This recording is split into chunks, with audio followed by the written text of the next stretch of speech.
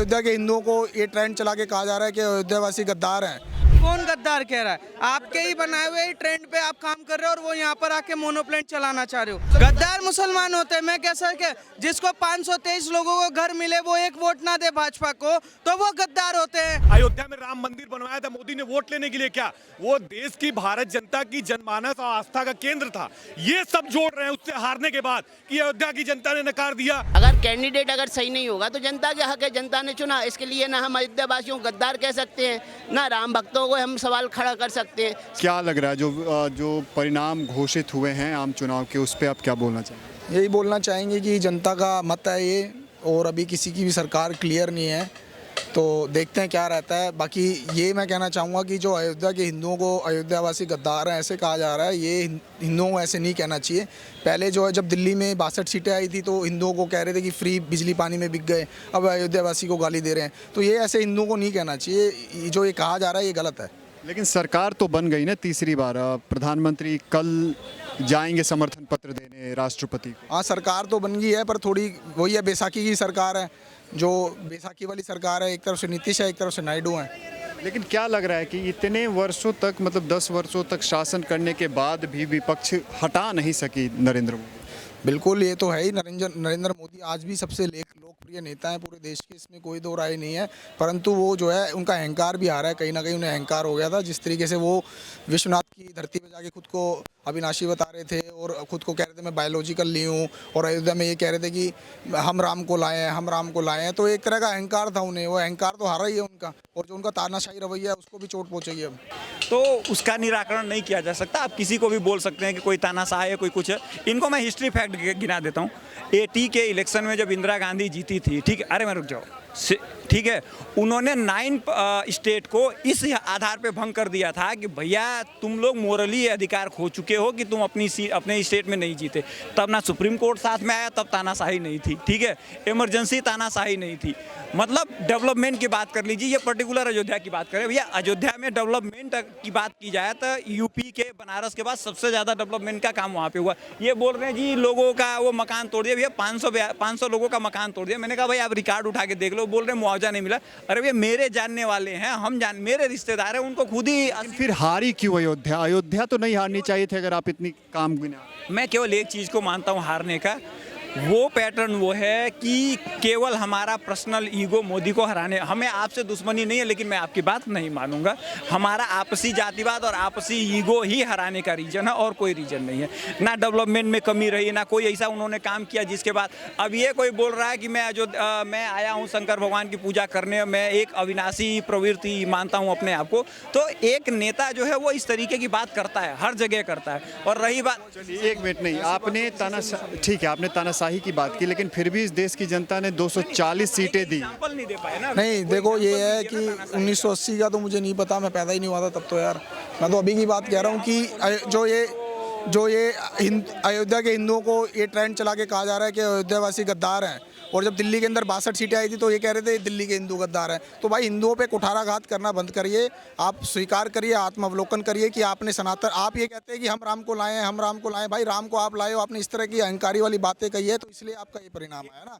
और भैया देखिए, एक जो 500 साल से मुद्दा चल रहा है, ठीक है, 500 साल से बीजेपी के मैनिफेस्टो में ये मुद्दा शामिल है। उनका ये क्लियर टारगेट था कि हमने राम मंदिर बनाना है, ये हमारा विजन है, ठीक है। उन्होंने राम मंदिर बनाया। अगर मैंने आपको चाय पिलाई, मैंने बोल दिया कि मैंने आपको चाय पिलाई, बोलो नहीं, ये तो गलत बात है यार, तुम तो पॉलिटिक्स कर रहे हो, तो मतलब ये तो मजाक ही हो गया ना। इस तरीके से तो नहीं चलता ना। उन्होंने वही बात बोला, एक बात वही कि जब आप कह रहे हैं तानाशाही आ गई देश में, फिर भी जनता ने तो 240। मैं तो अयोध्यावासी जरूर, अयोध्या ने एक मैंडेट। बड़ा इंपॉर्टेंट मुद्दा है कि जो ट्विटर पे ट्रेंड चलाया जा रहा है कि अयोध्यावासी गद्दार हैं, इस तरह से नहीं चलाना चाहिए। हिंदुओं ने जो किया है, जो भी वोट करा है, अपनी सर्वसम्मति अपनी उससे करा, इंटेलेक्ट से करा है, तो ये नहीं कहना चाहिए कि आप गद्दार हो। आपको वोट नहीं दिया, आप गद्दार हो, आप हिंदुओं के ठेकेदारी कर रहे हो। दूसरी तरफ आप देखो, दिल्ली के अंदर जब 62 सीटें आई थी तो तब भी आप हिंदुओं को गद्दार बता रहे थे, तो ऐसे नहीं कहना चाहिए, ये ठीक चीज़। आप इस पे क्या देखिए, जो इंडिया की हिस्ट्री है उसमें मैं पास्ट में नहीं जाता हूँ। 1946 वो डायरेक्ट बोले अयोध्या वाले मैटर। अयोध्या वाले पे ही आ रहा हूँ मैं। जो डायरेक्ट एक्शन डे वाला मैटर था, मुसलमान भाजपा के अगेंस्ट वोट करता है, ठीक है, रामपुर से लेके हर जगह जहाँ भी है, वो तो उसको तो नहीं कोई कहता कि तुम देश के, उनको तो नहीं, भाजपा वाले के कोई आरोप लगा रहा है। भैया जहाँ कम्युनलिज्म पे वोट हो रहा है, एक पार्टी बोलती है मैं मुसलमानों के लिए हर वो चीज़ करूँगा जिससे उनका बेनिफिट होता है। ये सच्चर कमेटी की रिपोर्ट किसके सरकार में आई थी? कांग्रेस ने ही लाया था ना। 50 सालों में जिस पार्टी ने, कांग्रेस ने मुसलमानों का विकास नहीं किया। लेकिन वो बोल तो रहे ना कि अयोध्या में गद्दार कहा जा रहा है, हराया है। भैया जहाँ धर्म का मैटर आएगा वहाँ तो ये बात होगी। अच्छा, ये बात तो होगी। निश्चित तौर चलिए ठीक है, आप क्या इस पे? अभी ये कह रहे थे कि अयोध्या के वासियों को गद्दार कहा जा रहा है, दिल्ली में सीटें आई तो उनको गद्दार कहा जा रहा था। ऐसा कुछ भी कोई नहीं कह रहा। प्रधानमंत्री नरेंद्र मोदी ने अपने भाषण में 140 करोड़ जनता का नाम लिया, उनका धन्यवाद भी किया। दूसरा मैं बताता हूं कि अयोध्या को कौन गद्दार कह रहा है। आपके ही बनाए हुए ट्रेंड पे आप काम कर रहे हो और वो यहाँ पर आके मोनोप्लेन चलाना चाह रहे हो। मैं इस एक क्लियर कर दूं कि हमारी 60 सीटें क्या कमाई, कुछ गीदड़ इतने उछल रहे हैं कि जैसे लग रहा है उनके बाप दोबारा से जिंदा हो गए। ठीक है, दोबारा से इस देश में आप एक बात ध्यान रखिएगा, इस देश में भाजपा कम सीटें जरूर लाई है, सरकार फिर भी मोदी जी बना रहे हैं। अब ये 5 साल तक अब ये सोचो कि क्या करोगे। 5 साल तक फिर तुम्हारा नेता बेरोजगार मैं तो अयोध्या के हिंदुओं की बात कर रहा हूँ भाई। अयोध्या के हिंदुओं को जो ट्रेंड चलाया जा रहा है उस पर आपका क्या कहना है? कौन ट्रेंड चला? ट्विटर पे ये ट्रेंड चल रहा है और ये इस तरह की बातें कर रहे हैं कि हिंदुओं के साथ विश्वासघात करा है। आप पूरी देख सकते हो, पूरे के पूरे वो चीज आ रहे हैं। तो यार हिंदू थोड़ी ना होते हैं, गद्दार मुसलमान होते हैं। मैं कैसा कि जिसको 523 लोगों को घर मिले वो एक वोट ना दे भाजपा को तो वो गद्दार होते हैं। ठीक है, गद्दार आप हिंदुओं को कहाँ जोड़ रहे हैं? हिंदू तो कल भी मोदी के साथ था, आज भी एक अयोध्या ही हमारे हैं। अयोध्या चुनाव था ना, चुनाव ही आ रहे हैं ना, ऐसा थोड़ी ना। विकास तो किया है, वहाँ पर मंदिर भी बना है, वहाँ की जनता जानती 50,000 वोटों से आ रहे हैं। ऐसा नहीं है कि हम 0 वोटों से आ रहे हैं। तो यहाँ खड़े होकर राहुल गांधी की बड़ाई मत करो। बेरोजगार राहुल गांधी अभी भी रहेंगे, अभी भी राहुल गांधी बेरोजगार रहेंगे, अखिलेश यादव अभी भी बेरोजगार रहेंगे। लेकिन विपक्ष तो खुशी मना रहा है ना इसी बात। तो सर खुशी इस बात का मना रहे हैं ना कि हम सही बात कहते हैं कि जो पप्पू होते हैं वो राहुल गांधी जैसे होते हैं। लड़ाई थी सत्ता की, नरेंद्र मोदी ने बोला मैं तीसरी बार भी सत्ता में आऊंगा, शपथ लूंगा और लाल किले से भाषण दूंगा। लाल किले से भाषण देंगे। बताइए, अयोध्या के हिंदुओं की बात करिए। मैं तो राहुल गांधी या मोदी किसी की बात ही नहीं कर रहा हूँ। मैं तो केवल क्या आप उस बात की निंदा करेंगे जो अयोध्या वासियों को गद्दार कहा जा रहा है, हिंदुओं से विश्वासघात करने का आरोप उन पे लगाया जा रहा है, या फिर दिल्ली के हिंदुओं पे जो आरोप लगाया गया था कि आप बिजली पानी में बिक गए, क्या आप उसका खंडन करेंगे? बताइए। कौन बोल रहा है पहले इनसे? ये बोल रहे हैं ट्विटर पे ट्रेंड कर रहे हैं। ट्विटर पे तो में कब झाकेंगे? ट्विटर पे एक मिनट, ये अपने गिरेबान में कब झाकेंगे? ये जो बुरी तरह से मध्य प्रदेश में 0, दिल्ली में 0, हिमाचल प्रदेश में 0, उत्तराखंड में 0, ये उस पे सॉरी धक्का मुक्की नहीं, अपने गिरेबान में। ठीक है, मैंने धक्का नहीं मारा, लग गया होगा उसके लिए सॉरी। ये अपने गिरेबान में कब झाकेंगे? अपनी कमी क्यों नहीं बता रहे कि 0-0 नंबर लेके आए, 0-0 नंबर लेके आए? मुझे उसका जवाब चाहिए। आपको मध्य प्रदेश ने एकदम नकार क्यों दिया? आपको उत्तराखंड ने क्यों नकार दिया? आपको दिल्ली की जनता ने एकदम सफाया क्यों कर दिया? आपको उत्तराखंड ने क्यों सफाया कर दिया? कितनी बड़ी हार है। गुजरात में 1 सीट लेके आ रहे हो, शकल दिखाने, चेहरा दिखाने की औकात नहीं है। आप मोदी के पीछे पड़े हो। मोदी तो सरकार बनाने जा रहे हैं, दम है तो रोक लो, दम है तो रोक लो ना। सरकार बनाने जा रहे हैं और जाके बना लो। हारे हुए आदमी। लेकिन अयोध्या तो फिर भी हार गई ना। अयोध्या से ही चुनाव होता है क्या? ये लोग अयोध्या इस चुनाव के केंद्र में। भाई साहब, आप वरिष्ठ पत्रकार हैं, आपको ये समझना चाहिए। आप विपक्ष के झांसे में आ रहे हैं। अयोध्या में राम मंदिर बनवाया था मोदी ने वोट लेने के लिए क्या? वो देश की, भारत जनता की जनमानस और आस्था का केंद्र था। ये सब जोड़ रहे हैं उससे हारने के बाद कि अयोध्या की जनता ने नकार दिया। अगर अयोध्या से ही, केवल अयोध्या जनपद से ही प्रधानमंत्री तय होना होता तो इस देश में 7 चरण में चुनाव क्यों होता? ये अपनी कमी छुपा रहे हैं। आप बार बार समझिए, अयोध्या को क्यों नकार रहे हैं? ये क्यों नहीं कर रहे कि मध्य प्रदेश में हमारा खाता नहीं खुला, दिल्ली में हमारा खाता नहीं खुला? क्या दिल्ली में जनता नहीं रहती है क्या? फिर भी तो राहुल गांधी कह रहे हैं ना, 1 मिनट, राहुल गांधी तो कह रहे हैं कि प्रधानमंत्री ने 400 पार का नारा दिया था लेकिन 240 आया। नहीं तो राहुल गांधी क्या पलक पावड़े बिछा के प्रधानमंत्री के शब्दों को जो निकलता है उसको सही होने का इंतजार करते हैं क्या? मैं राहुल गांधी से सवाल पूछता हूं कि राहुल गांधी प्रधानमंत्री जी के मुंह से निकले हुए एक एक शब्द को सही होने की प्रतीक्षा करते हैं क्या?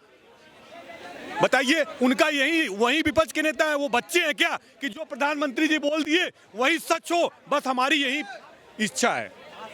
जश्न तो मन रहा था ना कांग्रेस में। प्रधानमंत्री जी चुनाव लड़ने जा रहे हैं, वो तो कहेंगे ही, वो तो 545 में भी दावा करेंगे। राहुल गांधी के उस दावे का क्या हुआ जो कह रहे थे कि इस बार प्रधानमंत्री जी को नहीं बैठने देंगे कुर्सी पे? वो दावा कहाँ गया? मैं सवाल करता हूँ अखिलेश यादव से, जो कहते थे कि मैं रोक दूंगा प्रधानमंत्री बनने से पहले, वो दावा कहाँ गया? हैसियत पता चल गई?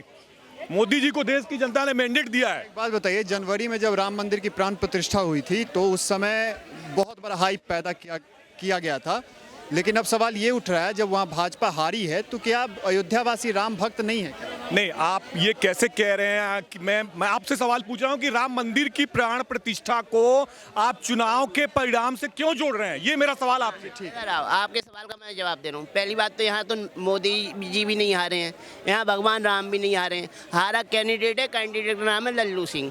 अब कैंडिडेट ने अच्छा काम नहीं किया, जनता खुश नहीं थी, गलती से पार्टी ने उन्हें टिकट दे दिया, तो इसका मतलब ये नहीं है कि पार्टी में दोष है या मोदी जी में दोष है। अगर कैंडिडेट अगर सही नहीं होगा तो जनता के हक है, जनता ने चुना। इसके लिए ना हम अयोध्या वासियों को गद्दार कह सकते हैं, ना राम भक्तों को हम सवाल खड़ा कर सकते हैं। सीधी सी बात है, जनता को अपना प्रतिनिधि चुनने का हक है, और ना तो हिंदू चुनता है प्रतिनिधि, ना मुस्लिम चुनता है, ना सिख चुनता है, ना ईसाई चुनता है। प्रतिनिधि चुनता है मतदाता। तो वहाँ जो मतदान करने जाता है वहाँ हर व्यक्ति मतदाता के तौर पर जाता है। मतदाता के लिए अगर लल्लू सिंह ने अच्छा काम नहीं किया तो उसके लिए हम मोदी को दोष नहीं दे सकते, ना राम मंदिर को दोष दे सकते, ना राम भगवान को दोष दे। विपक्ष तो लगातार यही बात अब उठा रही है, जहां क्योंकि अयोध्या अब उसके मुंह पे है विपक्ष के। एक बात बताइए, अयोध्या तो आज मान लो हार गई एक सीट, क्या अमेठी राहुल गांधी नहीं हारे थे? तब जवाब कौन देता? अमेठी भी तो उनका गढ़ था क्या नहीं? स्मृति ईरानी ने हराया ना उनके गढ़ में जाके। तो आज लल्लू सिंह जी हार गए तो उसमें बड़ी बात क्या हो गई? आज एक पंचवर्षीय हारे हैं, दूसरी पंचवर्षीय में दोबारा अयोध्या आ जाएगी। लेकिन अमेठी से तो स्मृति ईरानी भी इस बार हार गई। भाई आप एक बात बताओ, पहले मायावती लड़ी, समाजवादी पार्टी लड़ी, तो दोनों मिलकर लड़े। इस बार कितनी पार्टियां मिलकर लड़ी? यूपी में 30 पार्टियां एक साथ लड़ी, समाजवादी, कांग्रेस, सारे दल एक साथ लड़े, पूरे भारत में लड़े। जब सारे दल मिलके भी बहुमत की सीटें नहीं ला पाए तो बहुमत किसको मिला? बहुमत तो नरेंद्र मोदी को ही मिला ना। लेकिन राहुल गांधी तो इस्तीफा मांग रहे हैं क्योंकि 272 नहीं आ पाए। देखिए, बकलोली का कोई सर्टिफिकेट नहीं होता, राहुल गांधी से बड़ा बकलोल कोई नहीं है। उनने बकलोली की वजह से ही वो 44 पे आ गए थे, फिर बकलोली में थोड़ा सुधार हुआ तो 55 पे आ गए, अब थोड़ा और सुधार हो रहा है तो 100 पे आ गए।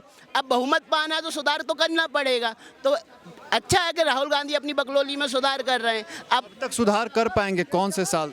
देखिए, उनका जीवन का अस्तित्व खत्म हो जाएगा, सूर्यास्त हो जाएगा, लेकिन वो भारत के पीएम नहीं बन पाएंगे, इतना मैं लिख के दे रहा हूँ, गारंटी है।